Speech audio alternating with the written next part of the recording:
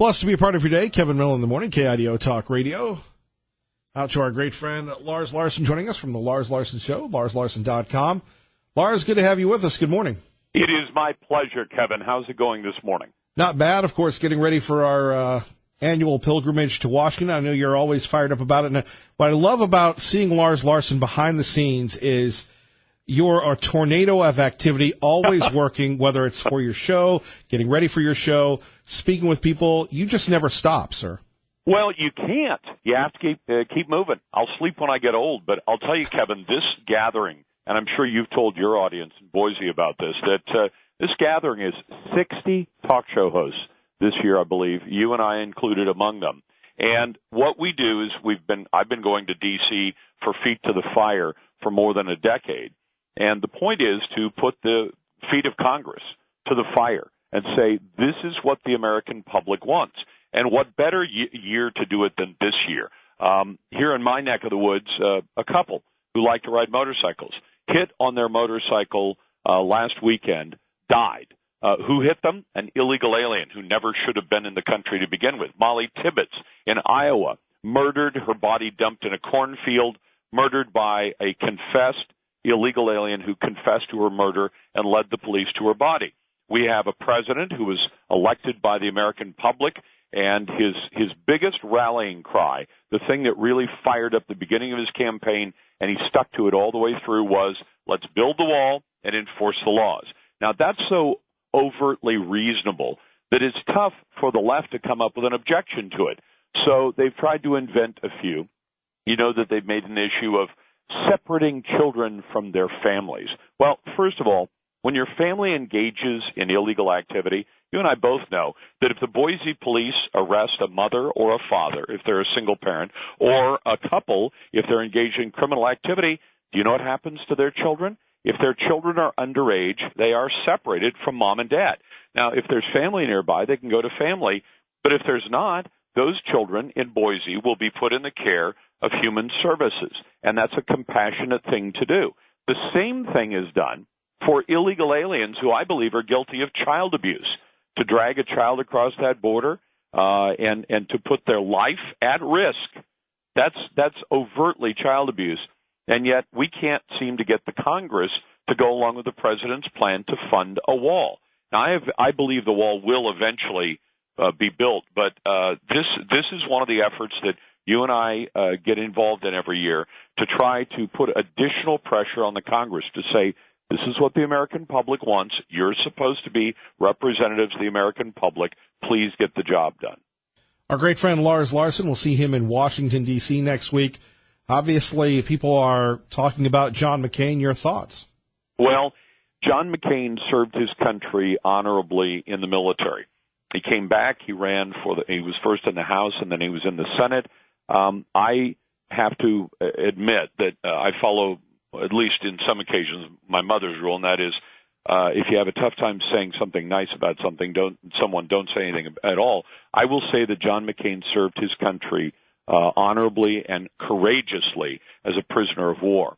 As a presidential candidate and a senator, I was less impressed.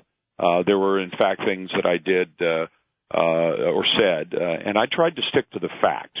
I don't have any reason to dislike Senator McCain. He's been on my show, or had been on my show before his passing, of course.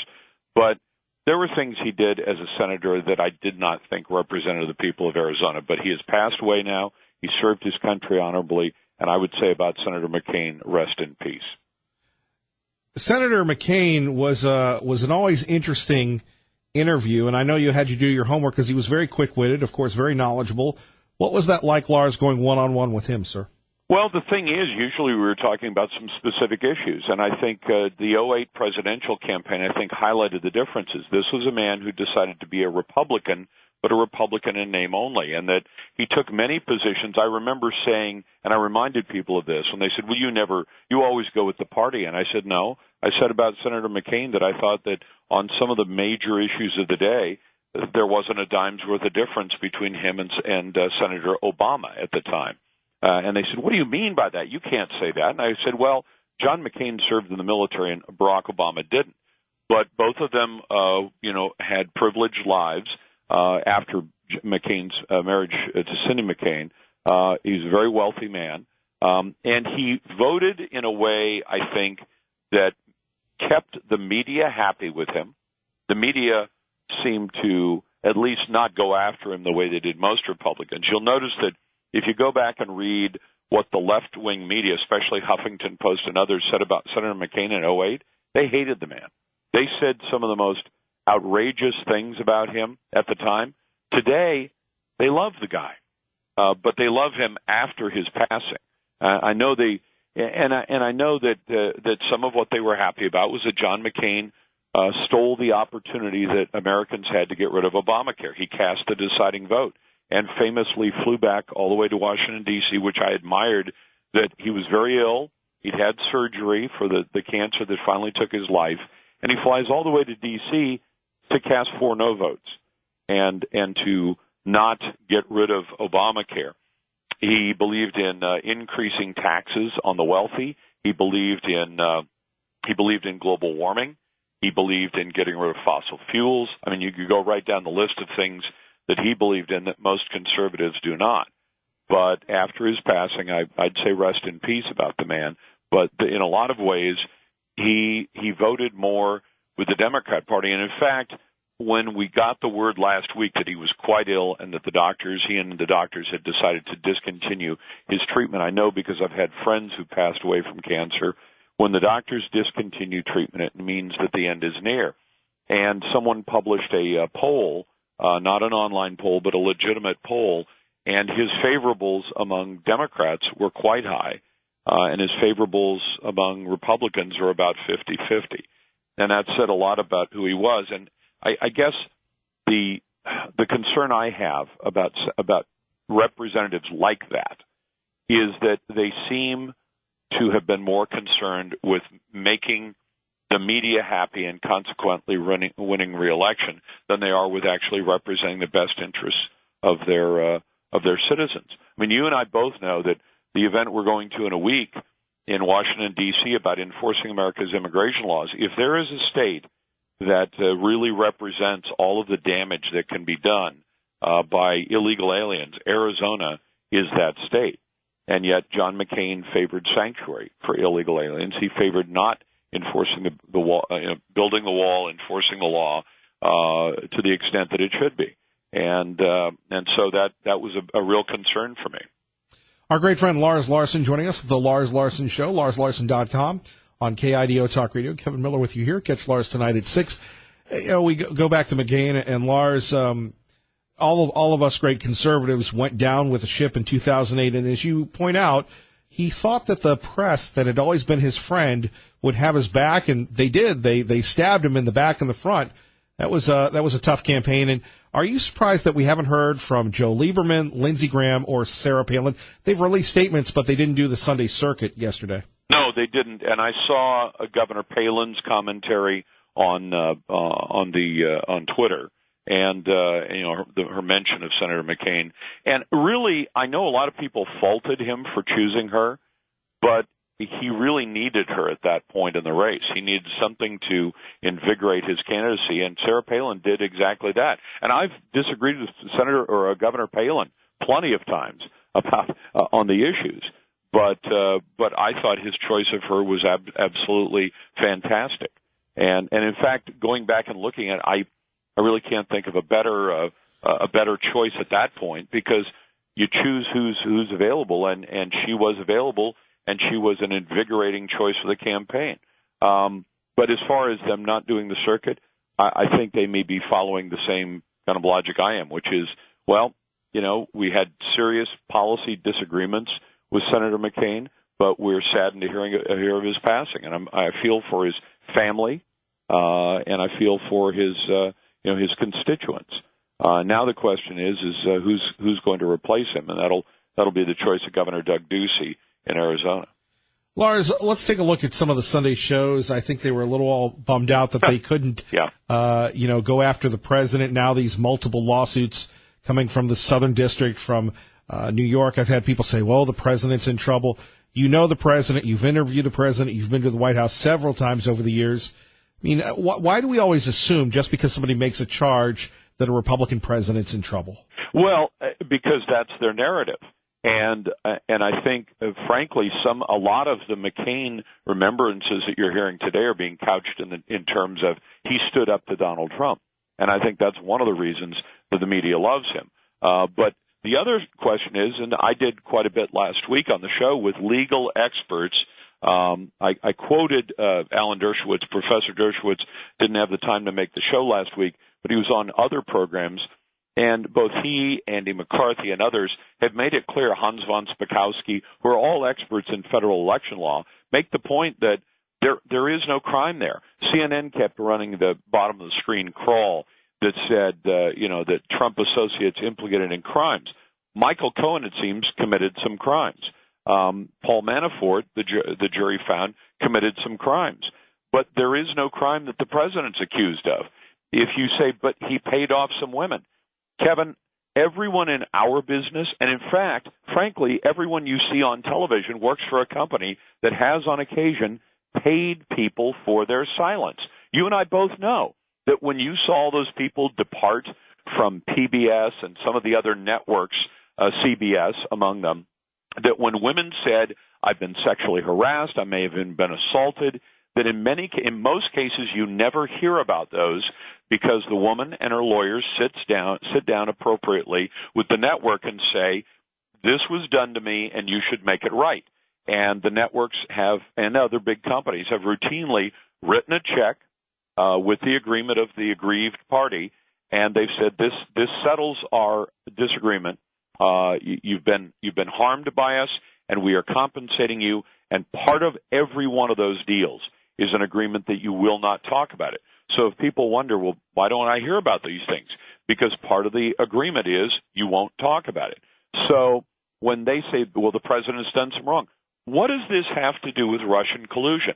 That was the original charge to Robert Mueller, was find evidence that the president engaged in some kind of collusion with the Russians to change the outcome of the election. So far, Mueller has not found that evidence.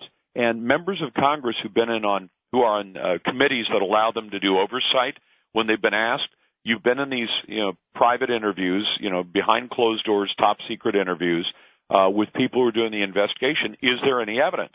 And people like Dianne Feinstein and others, Democrats, who would, I'm sure, love to see some evidence that Donald Trump has done wrong, they say we don't have any evidence yet. What they have is some of the president's associates who've committed crimes. Most of the crimes a decade or so ago before they ever worked for Donald Trump. Now, if you say, but what about the payoffs? It is not illegal to settle a claim by someone that something has been done wrong in exchange for money. And it is not illegal to pay someone to remain silent about something. That is not illegal. What might be a violation of campaign law is if you could make the case, and I don't believe you can, that Donald Trump only paid off the two women, Karen McDougal and Stormy Daniels, Stephanie Clifford, that he only paid them off because he was running for president. Kevin, you and I both know that there are plenty of celebrities, people you see on television, at the movies, and in business, who have paid claims against them, and they got a promise of silence. The fact that the claim has been made and that money was paid does not mean that the story is necessarily true. And if people wonder, well, why would you pay a woman to stay silent in a story that she's telling if the story isn't true? And the answer is because the very effort to fight that claim. Imagine if you took the biggest industrial company in Boise, in the Treasure Valley, and you said, what if the head of that company is accused by someone of having had an extramarital affair with a member of his staff? And he says it's not true, but the woman will settle for $50,000 or $100,000. The company or the individual pays the money. Why? Why not fight it in court? Kevin, you and I both know, if you imagine the CEO of the biggest company you know in your area, if he had to fight a claim like that in court, the damage to him would be, or her, would be tremendous. And there are hers out there. Look at Aja Argento, this woman who paid almost $400,000 because a boy who said he was 17 at the time, he is now an adult, says she plied me with liquor and forced sex on me. Now, you don't usually hear about women doing this to boys, but it does happen.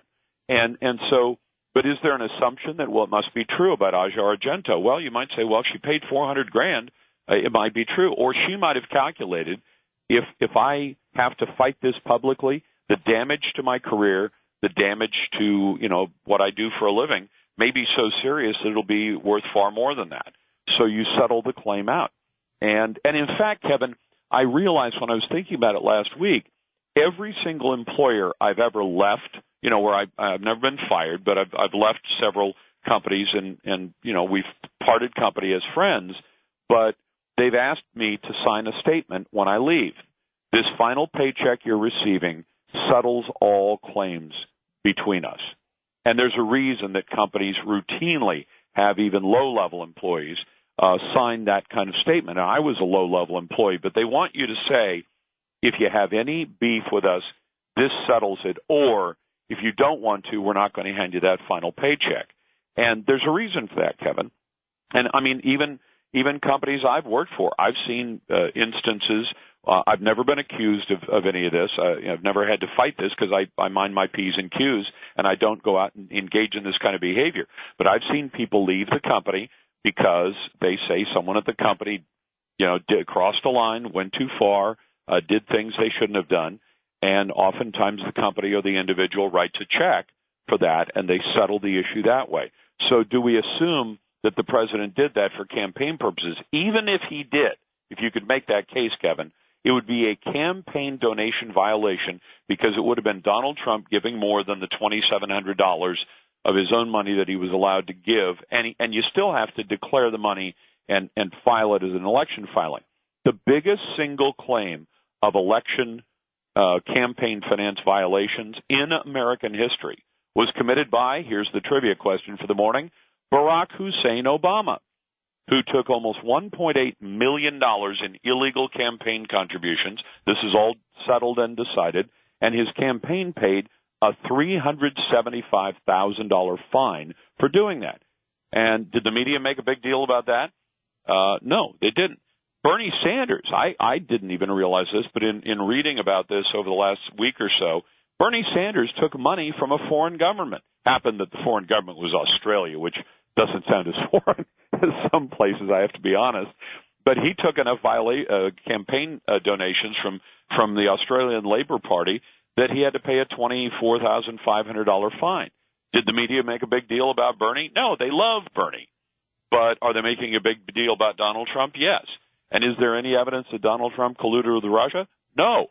But what there is evidence of, and what is not being investigated, is Hillary Clinton's collusion with Russia. And if you need me to draw the picture for your audience, take a crayon for those Democrats out there who don't want to believe this. Start with Hillary Clinton and the DNC, who gave $16 million to a Seattle law firm called Perkins Coie. Among other things, Perkins Coie hired Fusion GPS, which is a political oppo research company. They hired Christopher Steele. They paid him $169,000. He went to Russia, to his former contacts, where? In the Russian government. And he got information from them, largely a bunch of junk. They took out the shovel and shoveled out the barn to get this stuff. And he created what is now known as the Steele dossier.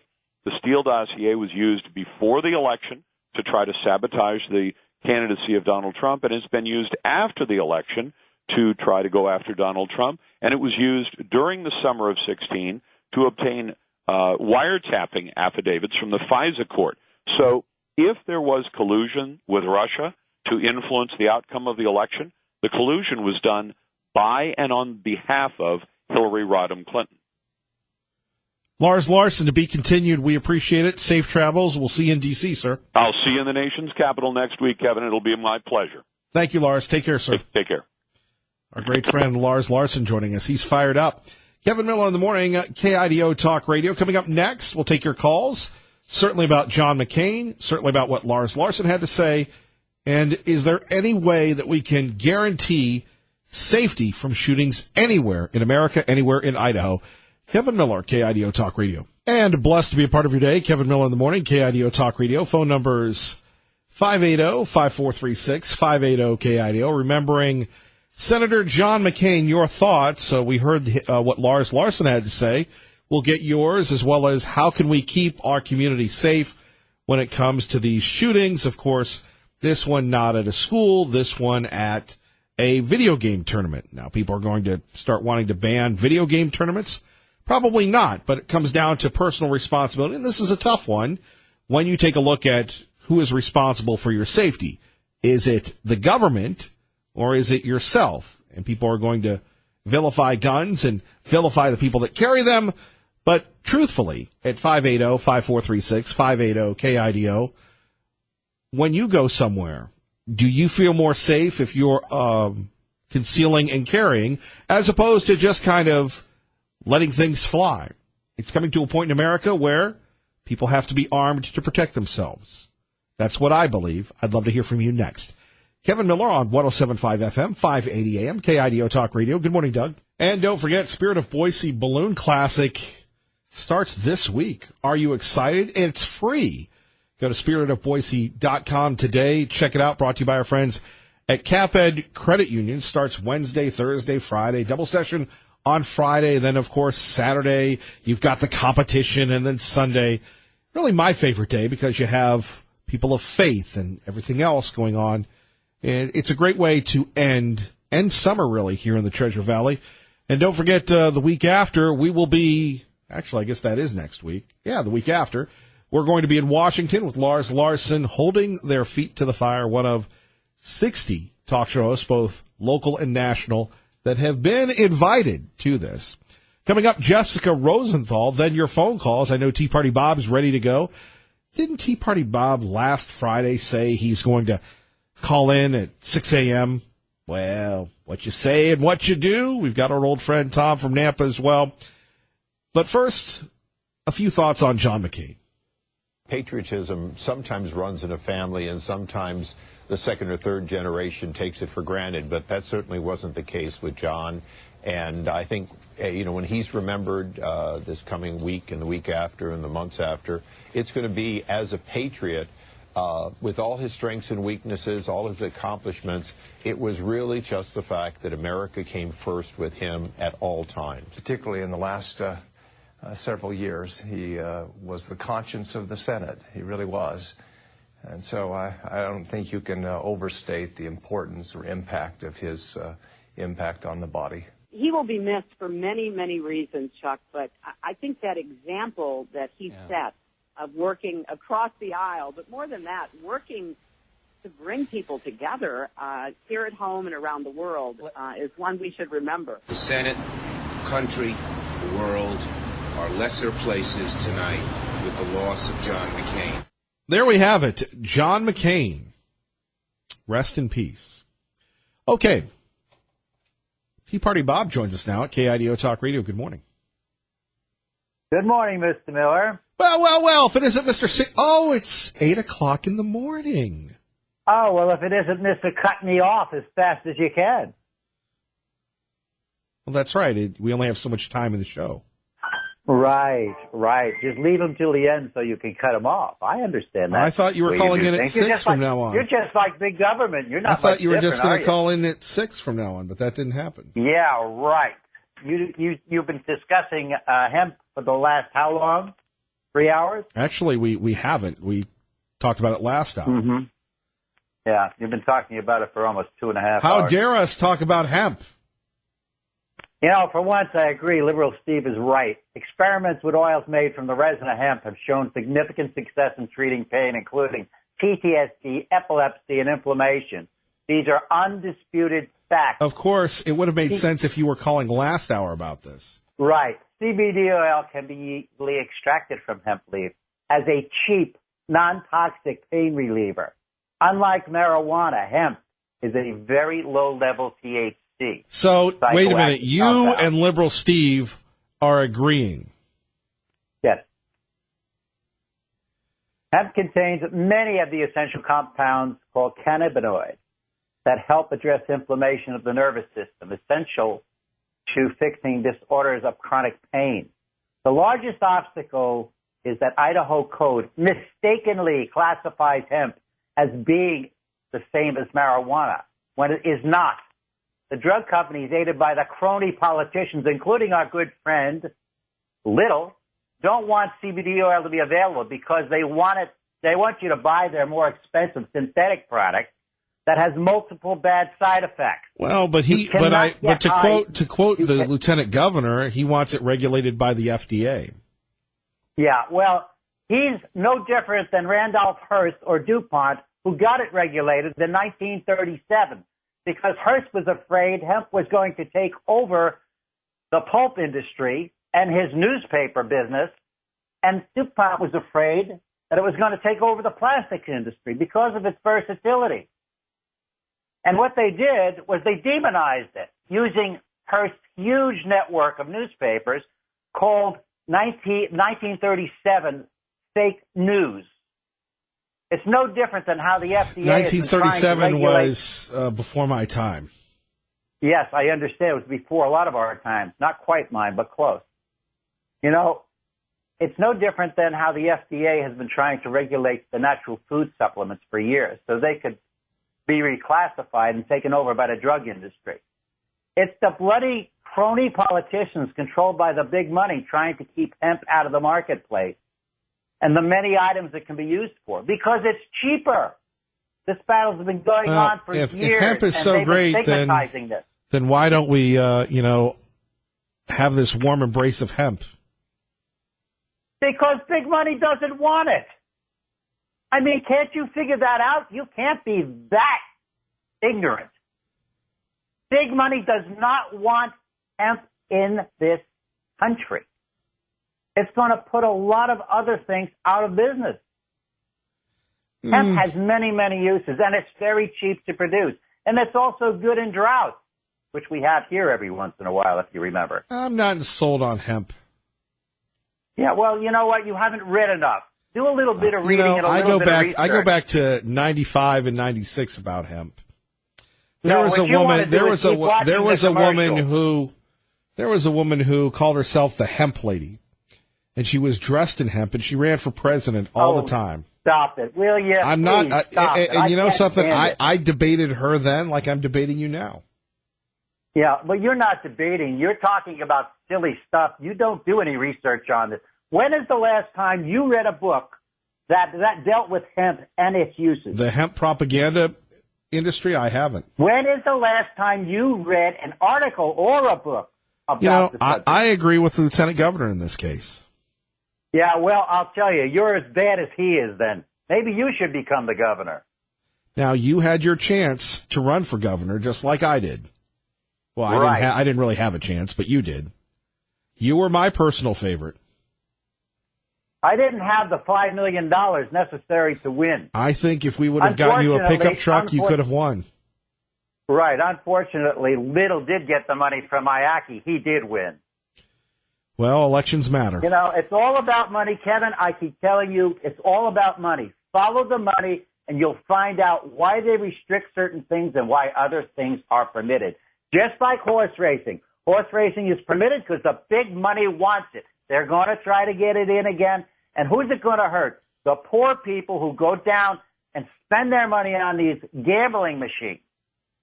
That's who it hurts. It's no different than the hemp situation. Big money controls it. And until we learn that, until we get the big money politicians out of office, we're going to have consistent problems with these products. You know that as well as I do. You've been around long enough to know that. Fair enough. I hope you have a great day today. I hope you have a great day. Thank you, my friend. Thank you, our great friend, Tea Party Bob, GemStatePatriot.com. Tom in Nampa, good morning, sir. Well, I want to change the subject back to Senator McCain. I liked him from start to finish. Yeah, very enthusiastically support him when he ran for president. And all this notion that he's somehow a closet liberal, I just looked up his lifetime American Conservative Union rating is 82%. There's not even one Democrat that hits 50%. His rating on the Americans for Democratic Action, which is a very liberal organization, 15%. AFL-CIO, 60%. League of Conservation Voters, 15%. Here's a bit. The National Federation of Independent Business is 94%.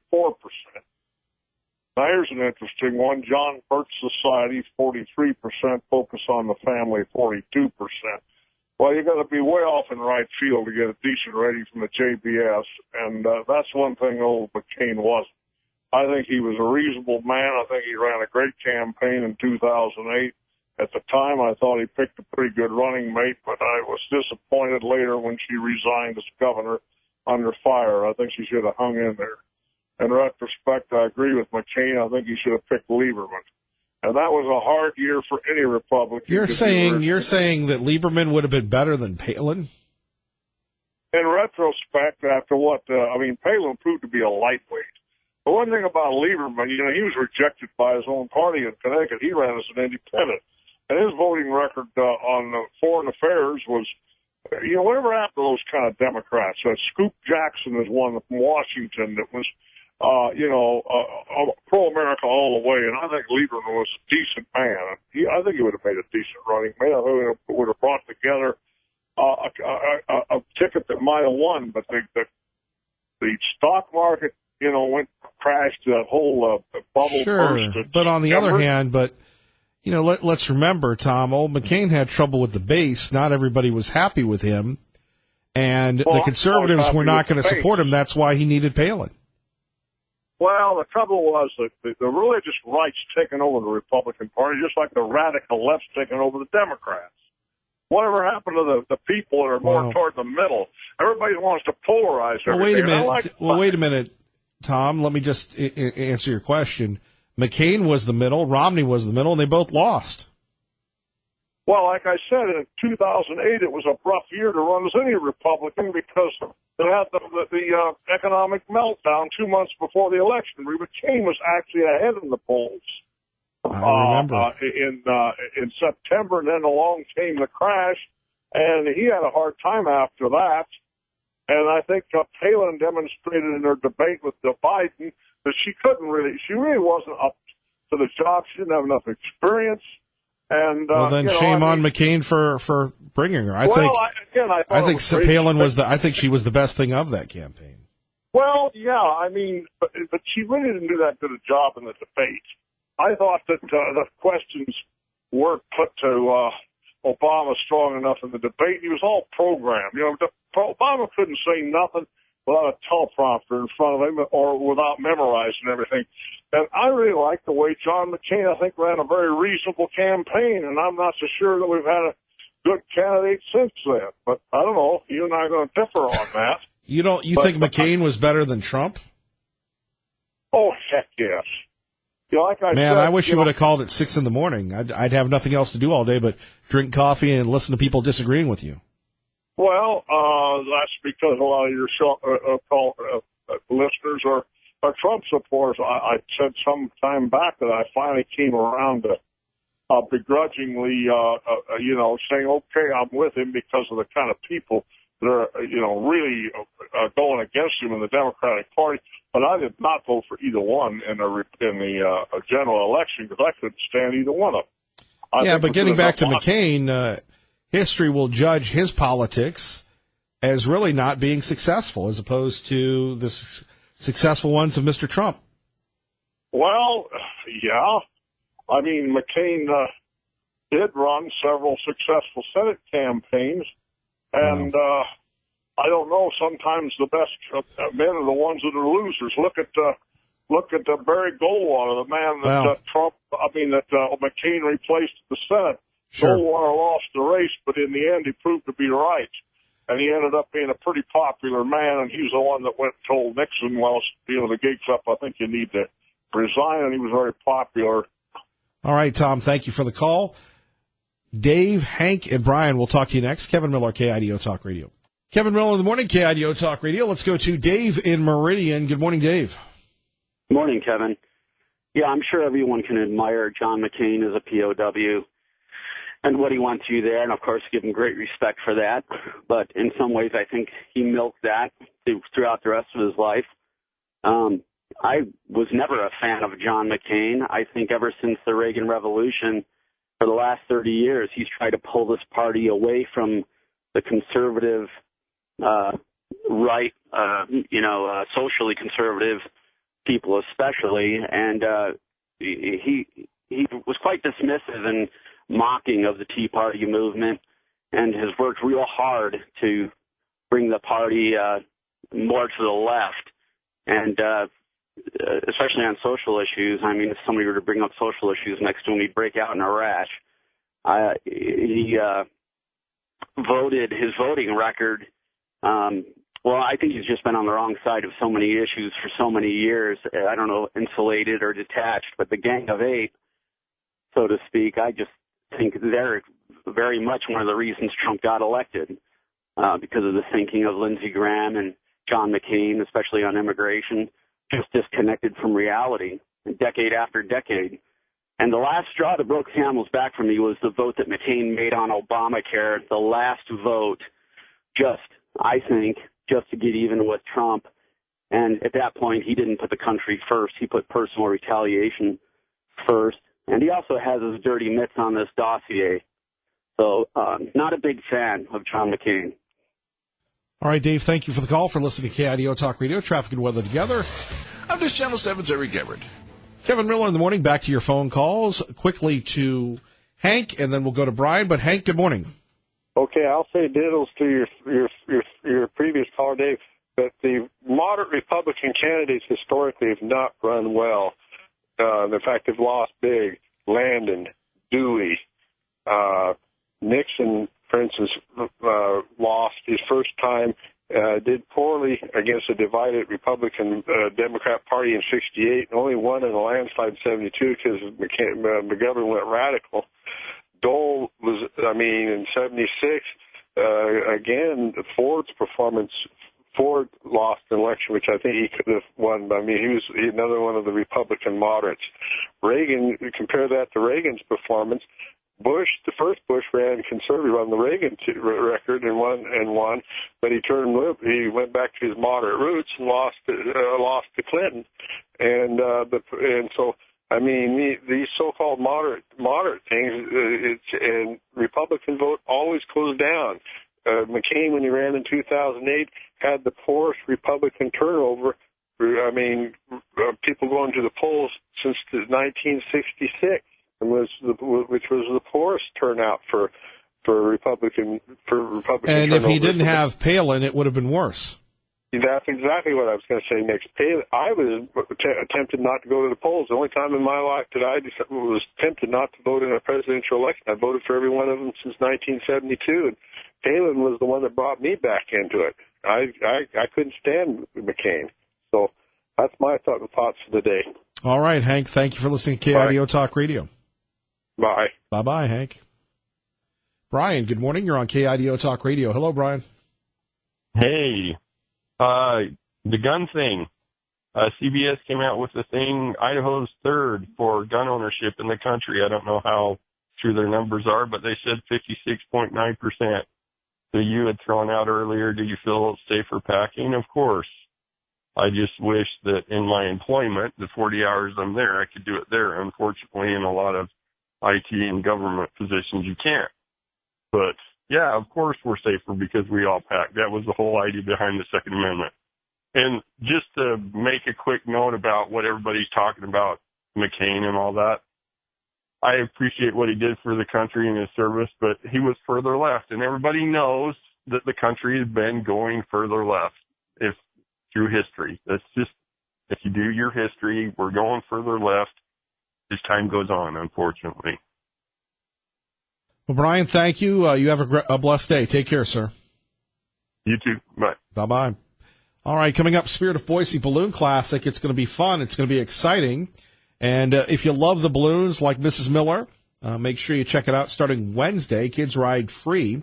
Thursday is Media Day. Friday, I think, is VIP Day. And then the Friday night glow, which will be impressive as always. Thanks to our friends at CapEd Credit Union for being the providing sponsor. All things are good through our friends at CapEd. Ray Meyer, great job as always. Everyone, keep the faith. God bless. Stay tuned. Glenn Beck is next. KIDO Talk Radio.